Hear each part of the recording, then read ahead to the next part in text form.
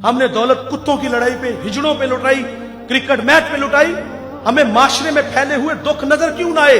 हमारी हमसायगी में बेवा के चीखते, बिलकते, सिसकते बच्चे नजर क्यों ना आए? हमें मजदूर लोग नजर क्यों ना आए जो दाने शबीना को तरस रहे हैं?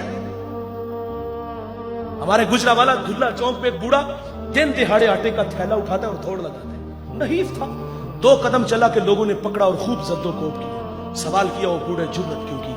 उस बूढ़े की आंखों में आंसू उतर आए। उसने कहा 1 हफ्ता हो गया इस चौक में आके खड़ा होता हूं और लोग मुझे बूढ़ा समझ के मजदूरी के लिए साथ नहीं लेके जाते। रोजाना खाली डब्बा घर लेके जाता हूं, कदम भोजन होते हैं। बच्चे पूछते हैं पर खाने के लिए कुछ लाए हो?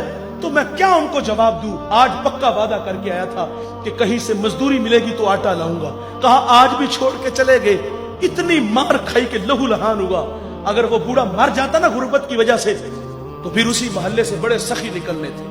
किसी ने कहना कफन मेरी तरफ से, और जब जिंदा था पैबंद लगे कपड़े तेरे सामने पहन के गुजरता था। तेरी दौलत का कद इतना ऊंचा था कि तुझे वो नजर ना आया।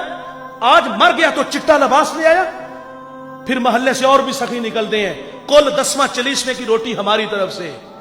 और चीखे तूने ना सुनी उस मजदूर के बच्चों की, जब वो वालिद को रोज कहते अब्बा भूख लगी है, खाने को कुछ दो।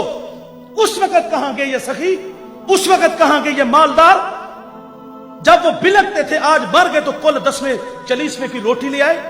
जिंदों की कदर करना जानिए मेरे भाई, जिंदों को इज्जत देना जानिए। मुझे वो कमालिया की बेटी नहीं भूलती जिसका बूढ़ा बाप अपनी बेटी को तालीम की दौलत से आरास्ता करता है। अब वो बालिगा थी, निकाह की तकरीब है, उधर से बारात आ रही है, इधर बेटी वाले तैयारियों में थे। हमसायगी में से किसी ने शरारत की, जिसके घर में आ रहे हो वो अपनी बेटी को चंद जोड़ों के सिवा कुछ भी नहीं दे सकता। बारात वहीं से वापस चली गई। बताइए साहिब, उस बेटी के दिल पे जो कुचोके और जख्म लगे थे उसका मदावा किसने करना था? चांदी उतर आई बेटियों के बालों में। मुफलिस को फिर उम्मीद है कि बारात आएगी। किताब अजीज का एक और बाप बीत गया, जहेज बन न सका और शबाब बीत गया। हमें ये घरों में बूढ़ी होती हुई बेटियां नजर क्यों ना आई?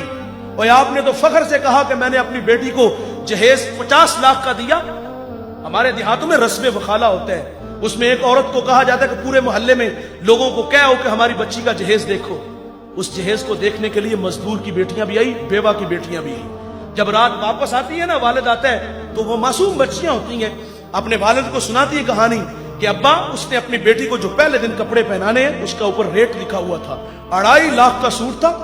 वो बूढ़ा कितना दुखी होता होगा जो अपनी बेटी को ईद वाले दिन भी 500 का सूट नहीं लेके दे सका।